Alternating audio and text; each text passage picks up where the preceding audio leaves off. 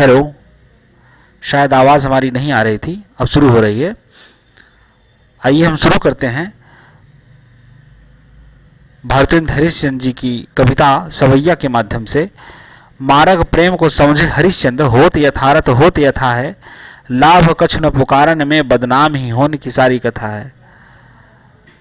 जानत हैं जी मेर भलो, विधि और उपाय सबय बिरथा है, बावरे हैं ब्रज के सिगरे मोह नाहत पोछे कौन बिथा है। तो यहाँ प्रेम की बात चल रही है जो भारतेंद्र हरिश्चंद्र द्वारा रचित प्रेम माधुरी नामक शीर्षक से लिया गया है।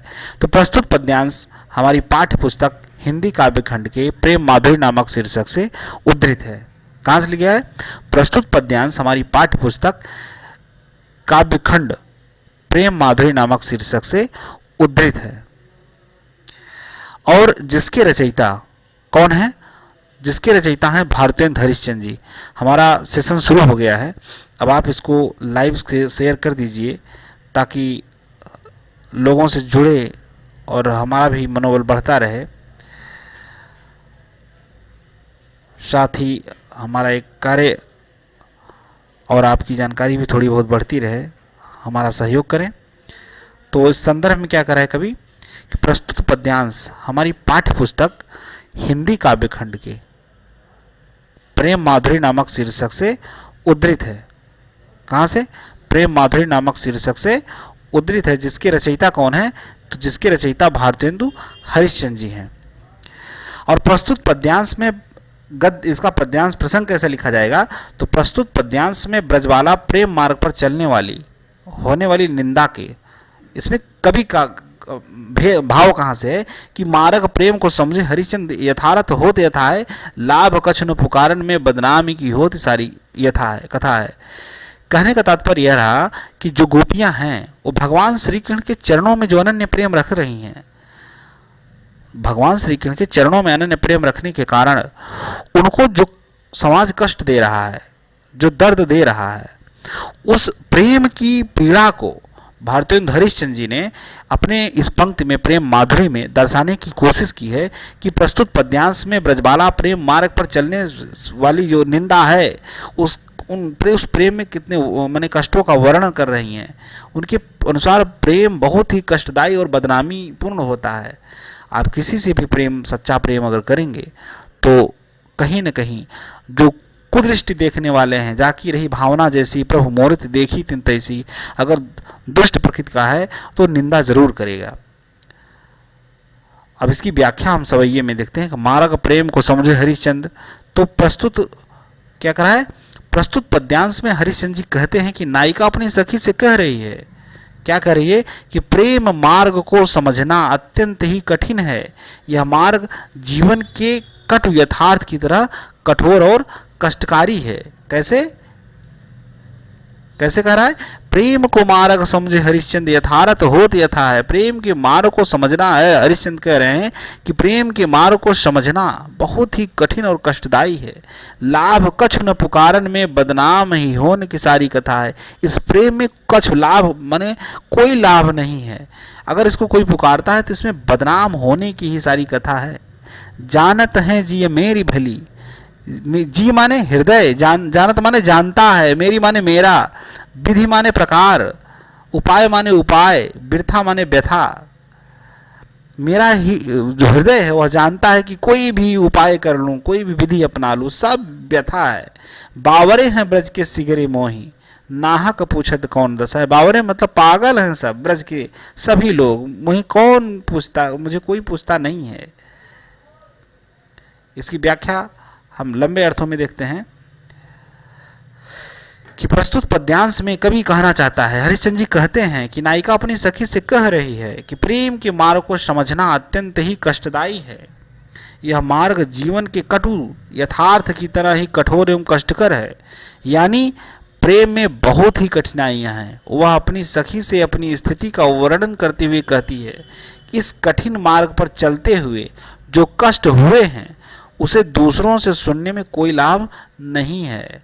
अगर हम दूसरे से सुनते हैं इस प्रेम के मार्ग में कि कोई क्या कह रहा है, तो उससे उसको सुनने से कोई लाभ नहीं है, बदनामी के अतिरिक्त कुछ नहीं है। दूसरों को इस प्रेम कथा का सुनने से उसके बदनामी के अतिरिक्त कुछ भी मिलने वाला नहीं है। क्या कह रही है?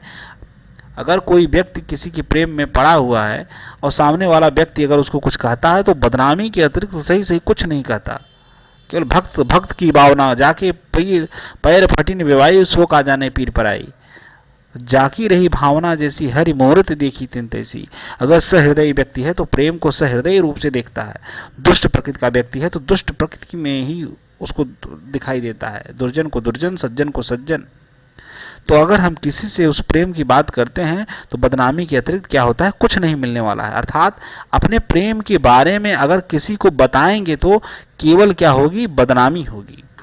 क्योंकि केवल लोग केवल मजा लेने का काम करते हैं। वह कहती है उसे अच्छी तरह से पता है कि प्रेम व्यथा से मुक्ति पाने के सभी उपाय व्यर्थ हैं, इसलिए चुपचाप सहते जाना ही अच्छा है।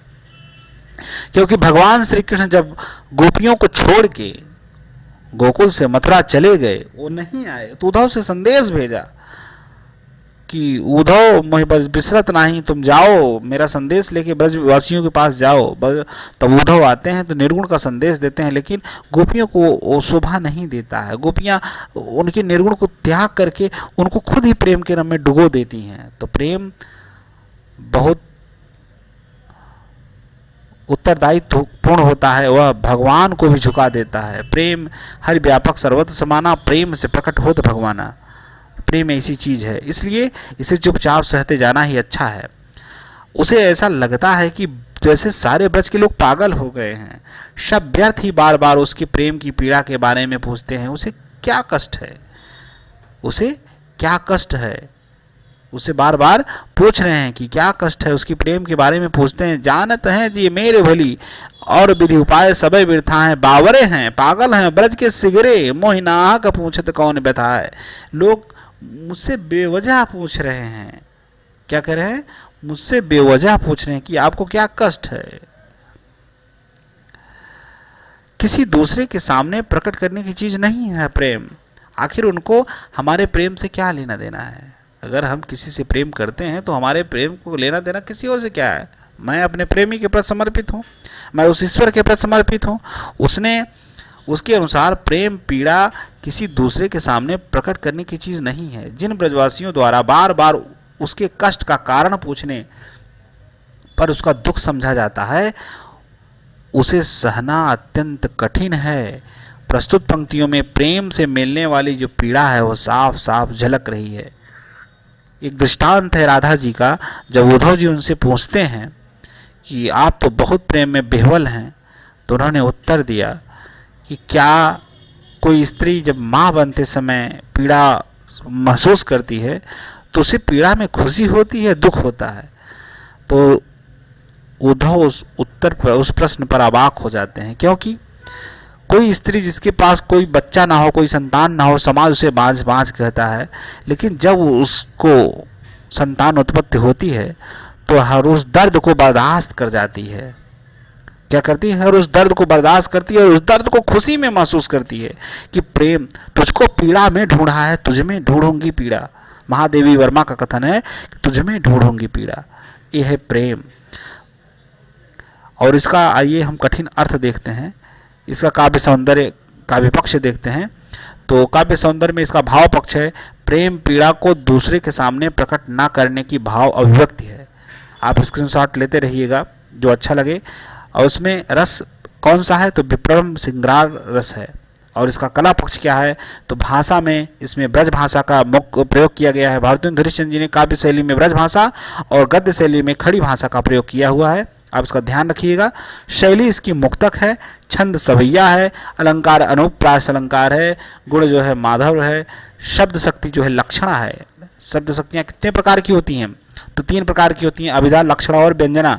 और उसमें 3 प्रकार की शब्द शक्तियों में कौन सी शब्द शक्ति है? लक्षणा शब्द शक्ति है। को माने कौन, यथार्थ माने यथाशक्ति, अरे अर्थात वास्तव, अभी आपको बताया। जी माने हृदय होता है, विरथी माने व्यर्थ होता है, सिगरे माने सब, बिथा माने व्यर्थ और पीड़ा। आपको यहाँ दिखाया गया शुरुआत में ही कि देखिए बिथा शीघ्रे माने, और तो आप इसका उत्तर समझ गए होंगे। हम मिलते हैं अगली वीडियो में। और वीडियो अच्छा लगा हो तो अपने साथियों के साथ इसको लाइक सब्सक्राइब शेयर ज़रूर करिएगा। आज थोड़ा माइक प्रॉब्लम हो गई थी, आवाज़ नहीं आ रही थी। कल से हम और सुचारू रूप से मिलेंगे। तब तक के लिए धन्यवाद। जय हिंद।